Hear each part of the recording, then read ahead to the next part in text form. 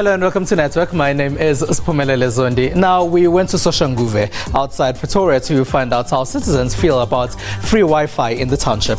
Tonight, we'll also meet someone who does animation in Soweto. We'll also review a fitness app called Strava, as many people are getting fit in the new year. Our discussion is on the confusion with what's happening with the data prices in Zimbabwe. Dr. Shepard Mbofu from the University of Johannesburg is in studio with us for that one. Find us on SABC Network. That's on Facebook, Twitter and Instagram. Use network at sabc.co.za and email. Let's start with your technology and social media news.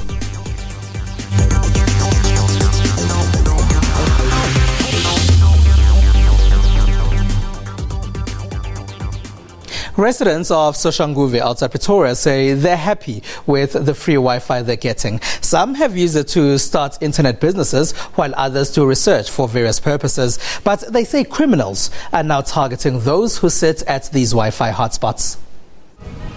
Tabang Pagela says he can't afford a lot of data for him to gain internet on his mobile phone.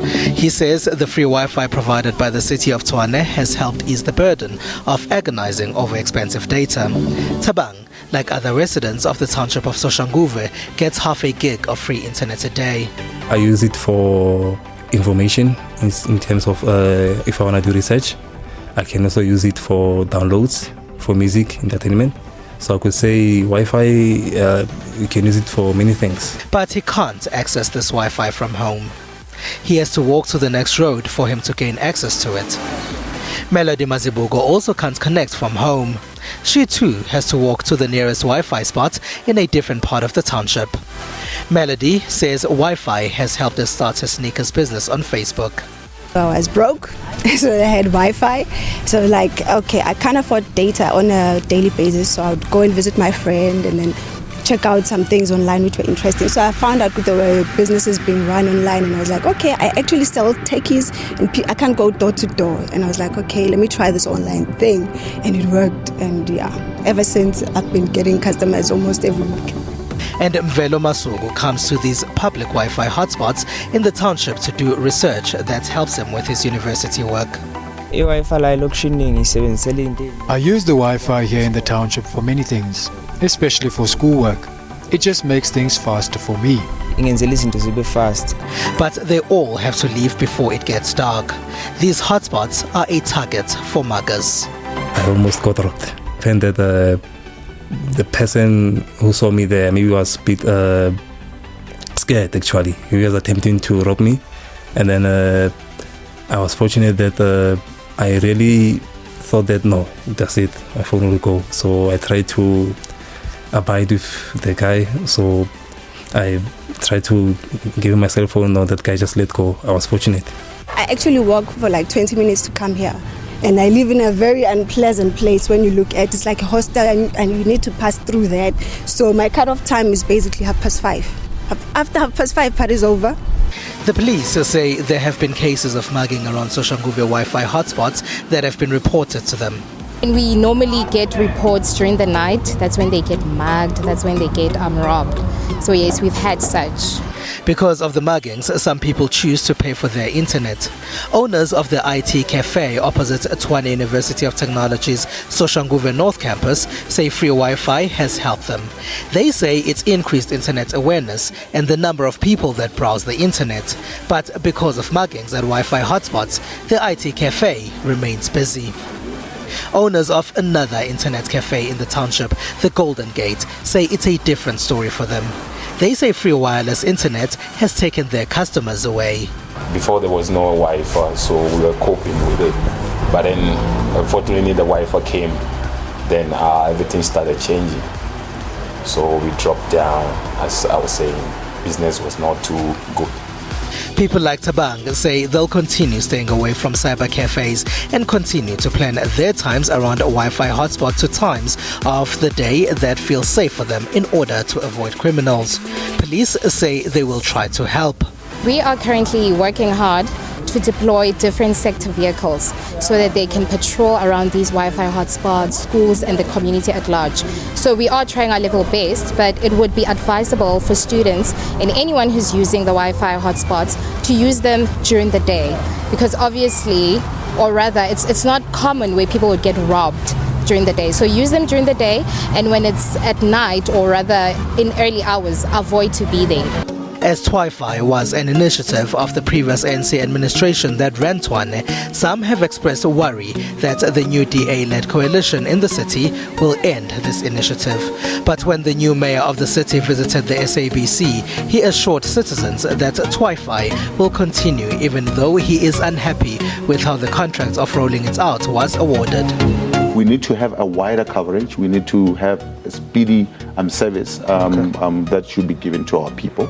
But over and above that, it needs to be very cost effective. And there are ways and means of making it cheap for us, or even free, because there are the mechanisms where you can even generate an income using the service. Which means those that frequent these areas can continue to do so that they too can get internet access. News reports say AG Mobile has been liquidated. Gearburn says this comes months after rumors that the South African smartphone maker had financial problems. Last year, AG Mobile had a much publicized deal with rapper Casper Nyovest. Last year, AG Mobile also announced an education partnership with the Nelson Mandela Legacy Libraries. Parents can now teach their children how to speak some of South Africa's official languages by downloading the Fun with Lali game on their Android phones. Producer Lebusi Jage caught up with the creator of this game. Take a look. Welcome to Fun with Lali. Dumelang metswalle. This is Fun with Lali, a game designed for the little ones that teaches them different parts of the body, types of animals, and other educational content. Some may ask what's so special about this game, as there are a lot of online educational games out there. Well, having Fun with Lali is different from these other games because it also includes learning in African languages. It's a language game. It's actually aimed to kids who don't know other languages, of which it's aimed, if then you don't know, for example, Sesotho, then you know other languages, then you want to know more about Sesotho, or you want your kid to know more about Sesotho, then you just install the game. And then, for example, if then you want them to know what a part of a family members or household is called, then you just select that option, and then they will know what is how it's actually how the pronunciation is and all those kind of things.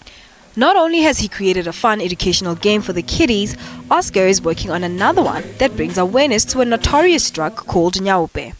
Now I have another one that I'm actually building. It's called Fall of Nyaupe, aimed to clean out the drugs from the street, and to create awareness for the kids to actually know much about drugs.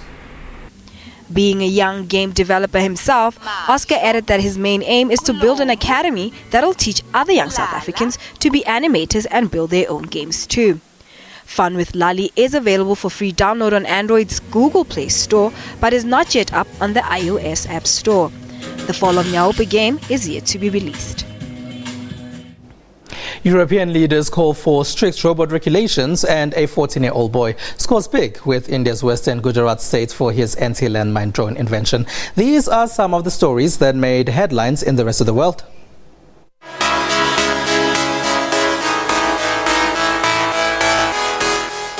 European leaders are calling for stricter robot laws. The question asked by the European Parliament was, could an intelligent robot ever be blamed for committing a crime? We're producing software for robots, and this is more key because we make the robots do things, so we must be really careful what the robots can and cannot do. The European Parliament wants a clear set of EU laws to decide who's to blame if a robot is used to commit a crime or commits one accidentally, either the manufacturer, the operator, or even perhaps the robot itself. Now heading over to India, a 14-year-old boy bagged $733,000 deal with government of India's western Gujarat state for production of anti-landmine drones designed by him. I first created a robot to detect landmines, but realized that since the weight is heavy, it would trigger a blast and damage it. So I researched on drones and thought of creating a flying object to help in the objective.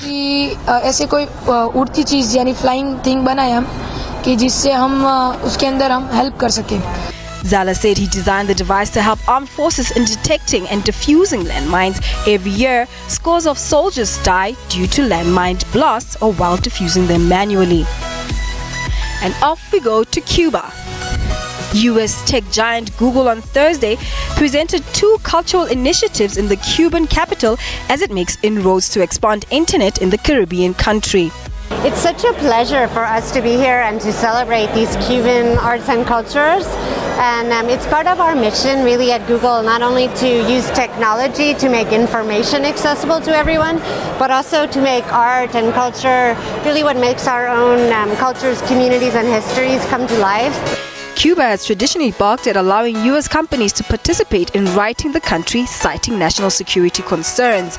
Only 5.6% of Cuban homes had either intranet or internet access last year, according to a UN agency.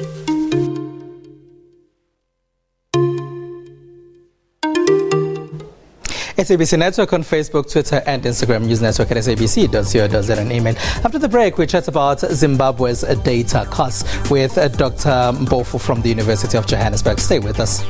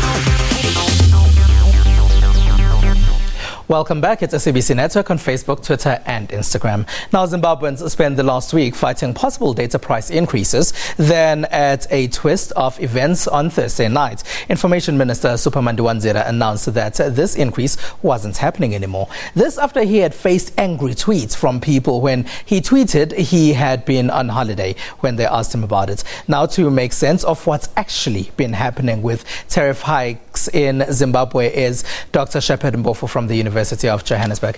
Hello and thank you for joining us, sir. Okay, thank you very much. Let's start at the beginning of the week. What had actually happened when there was an announcement that tariff increases would be happening?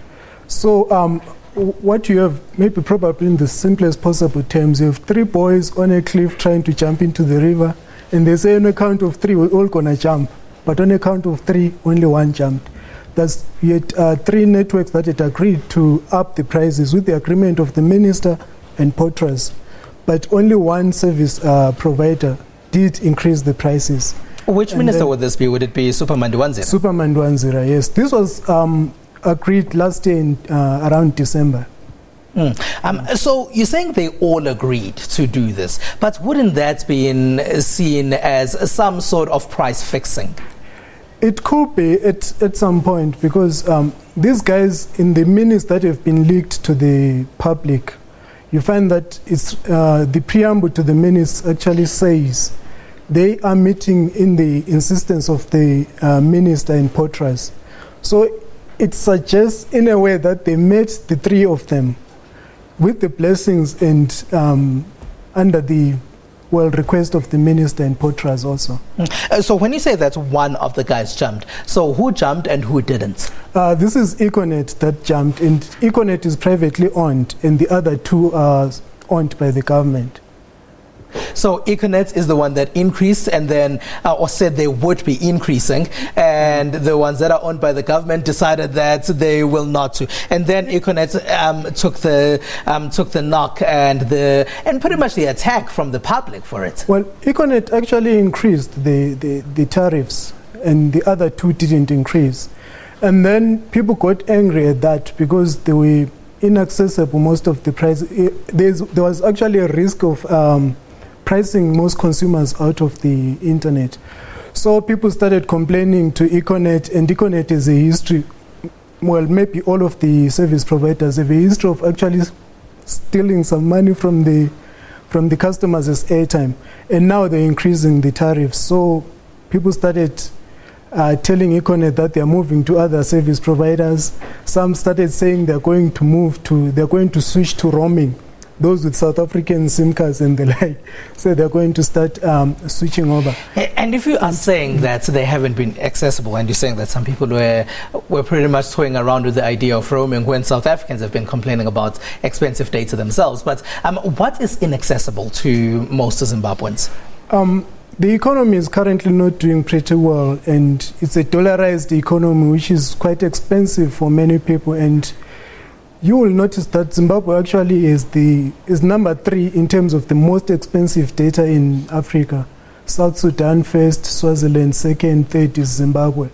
So data is already too expensive for Zimbabweans. And in most cases, you find that if people are given a choice to choose between bread and data, most probably they will choose bread, right?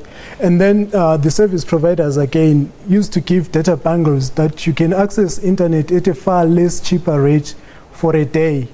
And through that, actually, it was easier for people to be buying airtime and data every day. Mm-hmm. And they were making money in the process. All right. Why would the government meet up with network providers and ask them to increase prices to prices that are inaccessible for most people in the country?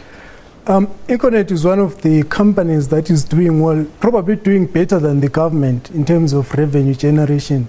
And the national breweries, I think the beer manufacturing selling company is doing well, and Econet is doing well.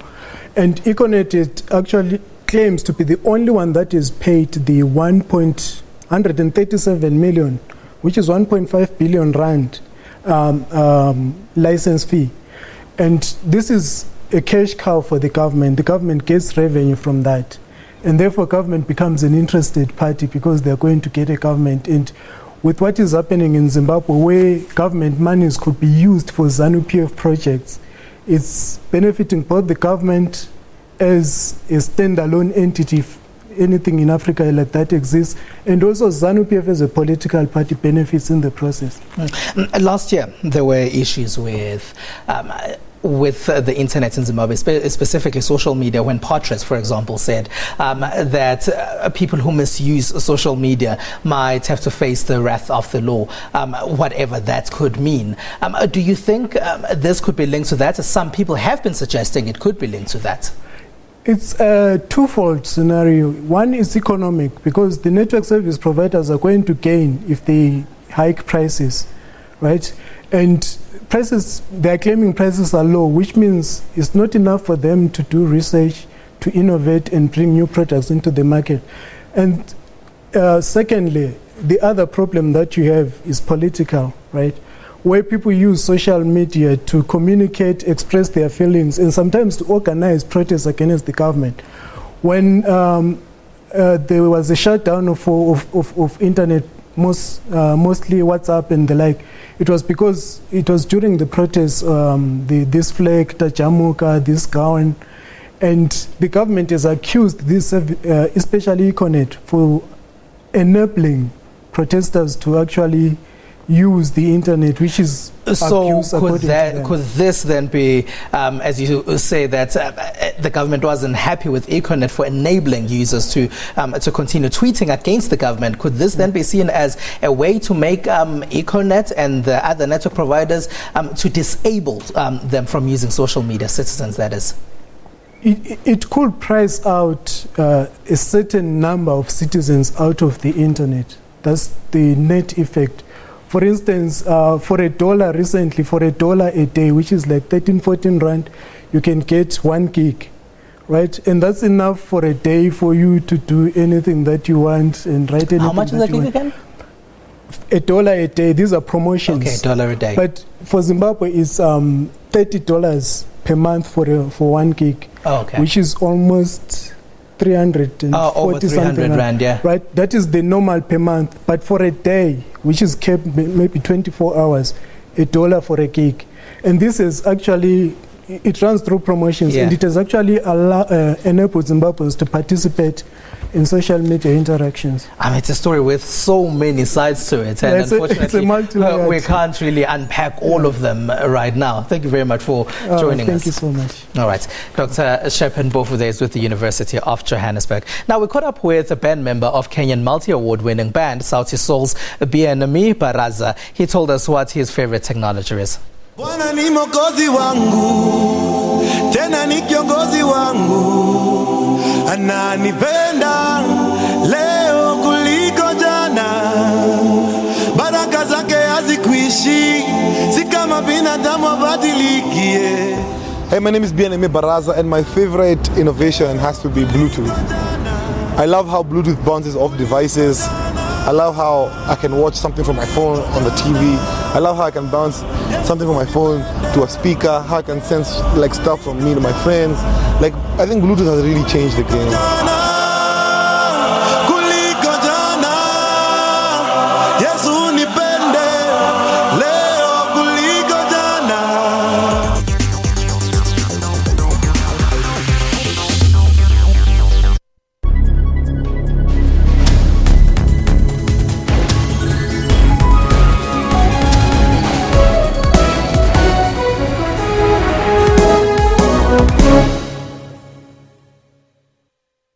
State government has set its sights on exploring the flower industry as a means to grow the economy and boost tourism.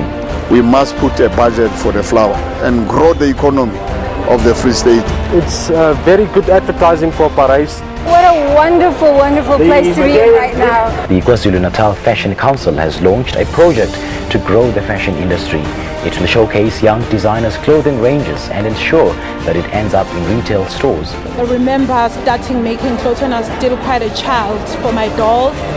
I think my dolls were the best dressed dolls in my neighborhood. These young designers are proof there's enough talent for local brands to compete on the international stage. The program will ultimately benefit the economy.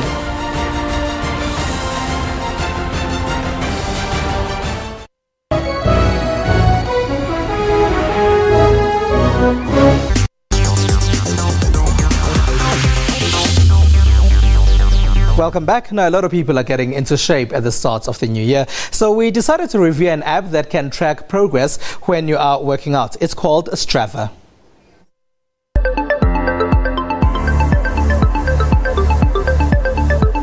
Honestly, I don't think I would have progressed without it, because the mind does play tricks on you. You think you've done a good run, and there's actually scientific proof that actually tells you that you've done terribly. So the app does give you the amount of run time you actually had. So my average time is 2 hours 30 minutes. I do about 40 Ks in one run.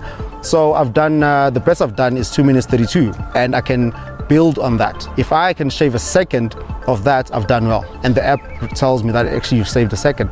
The name of the app is Strava. Well, my app does a lot of things. First, it does cycling, running, swimming. It also covers swimming, where you have a bracelet in your hand, and then it covers that. My app, what it does is it covers the amount of distance you've ridden. Well, it calculates how much kilometers you've ridden, and calculates in that amount of ride time how many times you went uphill, downhill, on a straight, and how many calories you've burnt. And it does give you an average, what the best you have done and the worst you've done. Right, let's see what some people are sharing on social media. Many on social media have been sending their condolences to South African jazz legend Thandi Klaasen. She has been suffering from pancreatic cancer. All over the world, some have been having fun with Selfie Sunday. In Ghana, the hashtag #GoDownLow has been trending. It's a song by Bismarck Asare. People seem to be linking the hashtag to just about any event. This week on our Twitter poll, we asked you if public Wi-Fi spots help you fulfill your daily online activities. Now, 37% of you said yes, they do. 35% said they do not. And there was 28% of respondents who said they do not use public Wi-Fi hotspots. And that's all we have for you. Find us on SABC Network. That's on Facebook, Twitter and Instagram. Use network at sabc.co.za and email. We leave you with visuals from the World Electronic Sports Games, which took place in Changzhou in China. From me and the rest of the network team, have a good one.